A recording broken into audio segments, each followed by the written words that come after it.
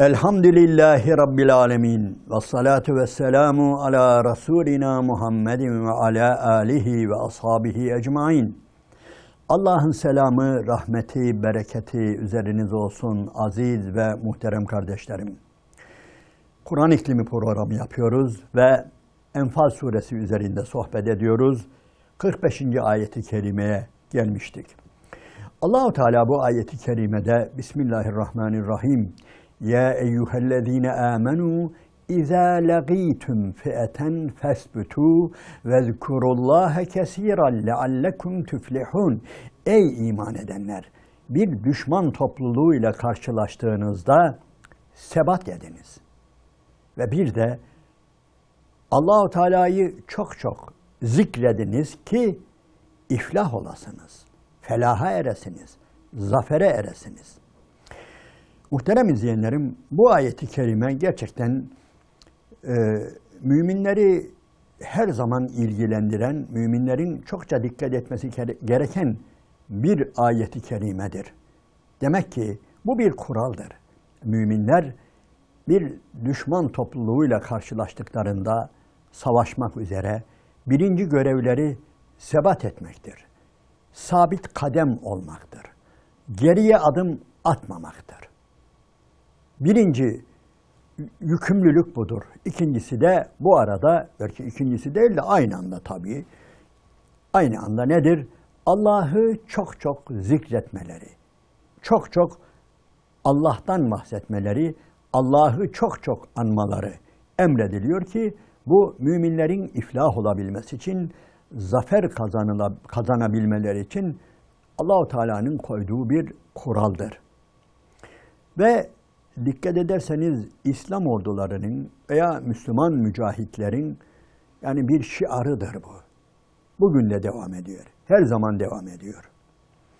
Bu aslında sadece bireysel, toplu olarak değil, bireysel hayatımızda da bu böyledir.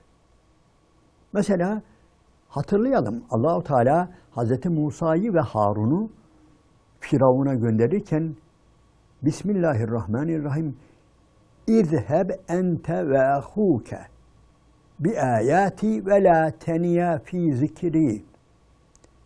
Sen ve kardeşin hadi dosdoğru Firavun'a. Firavun'a gidin. Kolay bir olay değil ha, iyi dikkat ediniz. Yani topları yok, tüfekleri yok, orduları yok ve Firavun'un karşısına çıkacaklar. Onları Allah'a davet edecek. Onu Allah'a davet edecekler. Bu böyle basit bir olay değil. Ve bir de üstelik biliyorsunuz Musa Aleyhisselam Firavun'un adamlarından birini öldürerek Medyen'e kaçmıştır ve şimdi geliyor. Ve verilen emre bakın. İzheb ente ve ahuke bi ayati. Sen ve kardeşin Harun benim ayetlerimle haydi Firavun'a. Ve ne yapacak? Ve la teniya fi zikri.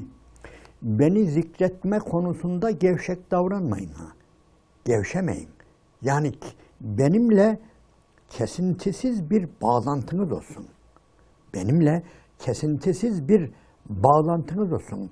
Yani tabir caizse yani aynen bir merkeze bağlı gibi, somut bir şekilde bir merkeze bağlı gibi, oradan güç, kuvvet alıyor gibi. Yani beni asla unutmayın. Beni zikirde gevşeklik yapmayın, gevşemeyin buyuruyor. Ve yine hemen Taha suresindeki bu ayeti kerimenin devamında da yani birkaç ayeti kerime sonra da buyuruyor ki Bismillahirrahmanirrahim. Onlar diyorlar ki ey Rabbimiz biz korkarız. Firavun bu. Ordusu var, devleti var, her şeysi var. Biz iki kişiyiz. Bir şeyimiz yok. Kâle lâ tehâfâ. Yani sakın ha korkmayın. Kâle lâ tehâfâ innenî me'akuma esma'u ve era. Ben sizinle beraberim. Ben sizinle beraberim. Sizi görüyorum, sizi işitiyorum. Muhterem müminler, muhterem kardeşlerim. Allah-u Teala sadece Musa'yı ve Harun'u mu görüyor? Hepimizi görüyor. Herkesi görüyor. Ama burada buyuruyor ki ben sizinle beraberim. Sizinle beraberim. Sizin yanınızdayım. Ama bir şartla siz beni unutmayacaksınız. Siz beni zikir konusunda gevşek davranmayacaksınız buyuruyor. Hani ta meseleyi çoğaltmak değil de Ashab-ı Kehf'e gidelim. وَرَبَطْنَا عَلَى قُلُوبِهِمْ اِذْ قَامُوا فَقَالُوا رَبُّنَا رَبُّ السَّمَاوَاتِ وَالْاَرْضِ اِلَى آخِرِ الْآيَةِ. Hani diyor o yiğitler kıyam etmişlerdi. İşte o zaman diyor yani bizim Rabbimiz yerlerin ve göklerin Rabbidir diye kıyam ettiklerinde biz onların kalpleriyle bir irtibattaydık, bir rabıta halindeydik buyuruyor. Demek ki Allah'ı zikir özellikle kafirle, zalimle, diktatörle, birileriyle karşılaşınca müminler bu bir kuraldır. Müminler Allah-u Teala ile beraber olacaklar. Onu zikredecekler ki felah bulabilsinler, onu zikredecekler, ondan bahsedecekler, onunla irtibat halinde olacaklar ki zafere erebilsinler ve felaha erişebilsinler. Burada bu ayeti kerime, evet, bize bunu hatırlatıyor. Ve bir de ve ati'ullaha ve rasulehu. Yani sadece Allah'ın ismini, zatını yani zikretmek değil, bir de Allah'ın ve Resulünün emirleri var. O emirlere de itaat edeceksiniz. Ve ati'ullaha ve rasulehu. Allah'a ve Resulüne itaat. Her zaman itaat edeceğiz de özellikle savaşta.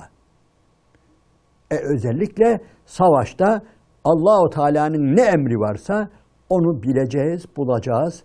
Bizden ne istiyorsa onu yerine getireceğiz. Sadece Allah-u Teala'nın zatını hatırlama değil, emirlerini ve yasaklarını da göz önünde bulundurup ona göre hareket edeceğiz. Ve bir başka kural وَلَا تَنَازَعُوا.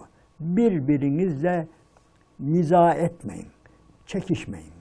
Özellikle bu da savaş esnasında. Müslümanlara düşen görevlerden birisi savaşta birbirleriyle çekişmemeleri, birbirleriyle niza etmemeleri. Demek ki Allah-u Teala'yı bol bol zikredeceğiz, sebat edeceğiz, geriye adım atmayacağız, Allah'a Resulüne itaat edeceğiz ve bir de çekişmeyeceğiz ki fetefşelu. Mahvoluruz. Yani dağılırsınız diyor. Paramparça olursunuz, mahvolursunuz. Ve tezhebe rihukum. Ve rüzgarınız gider. Muhterem izleyenlerim, ve tezhebe rihukum. Rih. Buradaki rih var ya, çok ilginç bir kelimedir. Rih kelimesi, yani ruh kelimesi de buradan geliyor. Rauh kelimesi de koku anlamında. Yani güzel bir kokuyu düşünün, böyle içinize giren bir kokuyu düşününüz. Rauh da buradan geliyor. Rih de buradan geliyor. Rüzgar da buradan geliyor. İlginçtir. Ruh da buradan geliyor. Ve bir de Cebrail'in adı da bu. Allah-u Teala Cebrail'ine de bir yerde ruh diyor. Tenezzelül melâiketü ve ruhu buyuruyor. Cebrail'in adı da ruhtur. Daha da ilginç olanı hem Cebrail'in adı ruh hem de Cebrail'in getirdiğinin adı da ruh. وَكَذَٰلِكَ اَوْحَيْنَا اِلَيْكَ رُوحًا مِّنْ اَمْرِنَا. İşte bu şekilde diyor, emrimizden sana bir ruh vahyettik diyor. Yani dikkat edin, vahiy getirenin, meleğin adı da ruh oluyor. Getirdiği şeyin adı da ruh oluyor. Ve burada ruhunuz, rihiniz gider diyor. Yani artık siz düşünün. Bu kelimedeki zenginliğe veya bu kelimenin kapsadığı alana bir bakar mısınız? Hatta bir başka ayeti kerime, bunu da belki çeşitli vesilelerle okumuşumdur.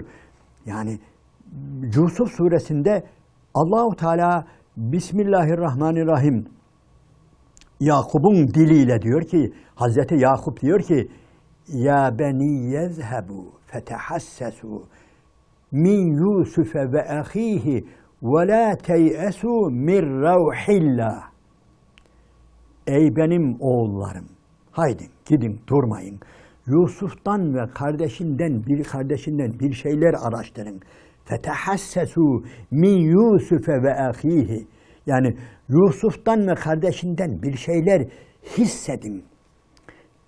Duyularınızla bir şeyler elde edip toplayıp getirin bana.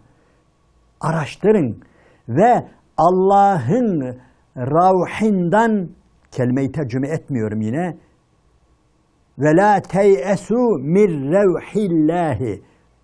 Allah'ın revhinden, ruhundan diyelim, rüzgarından, enerjisinden, vahyinden, Cebrail'inden kaç anlam verirseniz verin, sakın ümidinizi kesmeyin. İnnehu la yeyesu min revhillahi illel kavmül kafirun. Ancak kafir bir topluluk, kafir bir kavim Allah'ın ravhinden ümidini keser buyuruyor. İşte Allah-u Teala ve tezhebe rihukum. Sizin diyor rihiniz gider, rüzgarınız gider, enerjiniz gider, ruhunuz, her şeyiniz gider diyor. Eğer bir bozguna uğrarsanız, bir nizaya tutuşursanız, Allah'a ve Resulüne özellikle böyle bir savaş anında itaatsizlik ederseniz, hele Allah'ı unutursanız, varıp dayanacağı felaket budur insanoğlunun. Ravhı gider, ruhu gider, gücü gider, rüzgarı gider, her şeysi gider buyuruyor. Ve bir de sabredin. İnnallâhe ma'as sabirin.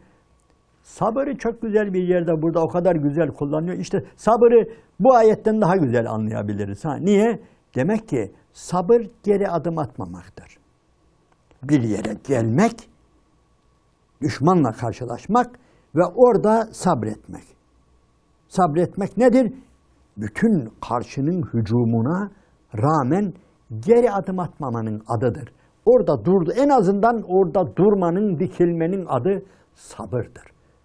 Yani sabır bir dağcının dağa tırmanırken hani yani sapladığı bazı şeyler var ya, çengeller falan, kancalar var ya, bir yere kanca atıyor. Oradan ileri çıkamıyor biri ama geri de sökmüyor onu. Geride inmiyor. Orada duruyor. İşte sabırın en güzel tariflerinden birisi budur. Burada da güzel bir sabrın fotoğrafı vardır. Duracaksınız. Orada duracaksınız. Bütün hücumlara rağmen. Bu savaşın her çeşidinde olur. Yani fiili savaş. Burada bildiğimiz resmen cihattır, mukateledir, kıtaldir, savaştır. Ama onun dışında da biliyorsunuz Allah-u Teala çok sabırdan bahsediyor. Nasıl? Yani tebliğ esnasında da sabır lazım. Yani ne yapmışız? Varmışız demişiz ki sizin bu taptığınız putlar var ya, onlar kördür, sağırdır, hiçtir. Ne duanızı duyar, ne el açtığınızda size cevap verebilir. Allah'ı bırakıp da yazıklar olsun şu sizin yaptığınız, taptığınız putlara falan demişse eğer, kafir de eğer bunun karşısında bir dakika sen ne demek istiyorsun? Sen bizim putlarımıza böyle mi diyorsun? Kör diyorsun, sağır diyorsun falan. İşte burada geri adım atmamaktır. Orada durmaktır. Evet, öyle. İsterseniz deneyin, buyurun, yalvarın. Size cevap verebiliyor mu? Yani geri adım atmamanın adı sabırdır. Bunun için söylüyorum, belki birkaç defa tekrar ettim. Muhterem izleyenlerim, bazı insanlar resmen yani fiili olsun, tebliğ esnasında veya diğer savaş esnasında adamlar geri şey yapıyor, çekiliyor böyle sabredecek. Allah Allah. Şimdi sen sabrettin öyle mi? Yani resmen kaçtın, şey yaptın veya bir örtünme mücadelesinde yani örtünü şey yaptın veya bir ufacık bir baskıyla sakalını kazıdın, bilmem İslam'dan taviz verdin, ondan sonra da sabredeceksin. Allah Allah. Şimdi sen sabrettin öyle mi? Bir de sabretmesen ne olurdu acaba, bir de onu görseydik. Ya adam sabredemedi. Bu nasıl oluyor acaba diyoruz. Onun için sabır gerçekten yanlış anlaşılıyor. Ülkemizde özellikle sabır yanlış anlaşılıyor. Burada Allah-u Teala güzel bir sabrın fotoğrafını veriyor. Geri adım atmayacaksınız. Niza etmeyeceksiniz ve orada duracaksınız. İlerlemeseniz bile orada attığınız adımı geri çekmemenin adıdır sabır buyuruyor Allah-u Teala. Öyle yapın ki innallâhe ma'as sabirin. Allah bu şekilde sabredenlerle beraberdir. Beraber olunca ne olacak? Bunun sonu iyi gelecek. Yani o adımı tekrar yenileyecek. Allah size o adımları durdunuz ya hani bekliyorsunuz ya, geri çekmediniz ya, Allah o adımların ilerisini bize nasip eyleyecek demektir. Her konuda, hayatın bütün alanlarındaki mücadelemizde eğer direnirsek, sabredersek Allah-u Teala bizimledir. Bizimle beraber olmasının şeysi de nedir neticesi? Bu iş zaferle neticelenecek demektir. Evet. Bismillahirrahmanirrahim. Ve la tekunu kellezine haracu min diyarihim bataran ve ria'en nas. Evet, Müslümanların cephesi böyle. Ama bir de kafirler var. Öyle bir şatafatlı şekilde çıkmışlar ki Mekke'den çıkarken yani çalgılarla, bayan şarkıcılarla, bilmem nelerle falan öyle bir deptebeli bir çıkış var ki gösteri, şov falan Mekke'yi vaveylaya vermişler. Ne olacak? İşte Muhammed ve arkadaşlarını imha edecekler, son verecekler. Hayatlarına son verecekler, Medine'de onları bitirecekler ve artık huzur içerisinde yaşayacaklar. Böyle bir şovla, böyle bir gösterişte yola çıkıyorlar. Ve bu bir takım insanların da dikkatini çekiyor ha. İnsan etkileniyor demek ki. Allah-u Teala onun için etkilenmeyin diyor. Ve la tekunu kellezine haracu min diyarihim bataran ve ria'en nas. Yani şımarıkça, gösterişçe yani yurtlarından çıkanlar var ya savaşa doğru o kafirler. Sakın siz onlar gibi olmayın buyuruyor. Size yakışır bir şey yapın. Yani sizin savaşınızda, evden çıkışınızda her şeyiniz Müslümanca olsun. Vakar içerisinde olsun. Öyle şovlarla, gösterişlerle yani bir şey yapmayın buyuruyor. Onlara benzemeyin ki onlar böyleydi. Gösteriş yaparlar ve yasuddûne an sebilillah ve böylece insanları Allah yolundan da alıkorlar. Buna kananlar oluyor muhterem izleyenlerim. Maalesef insanın fıtratında bu vardır.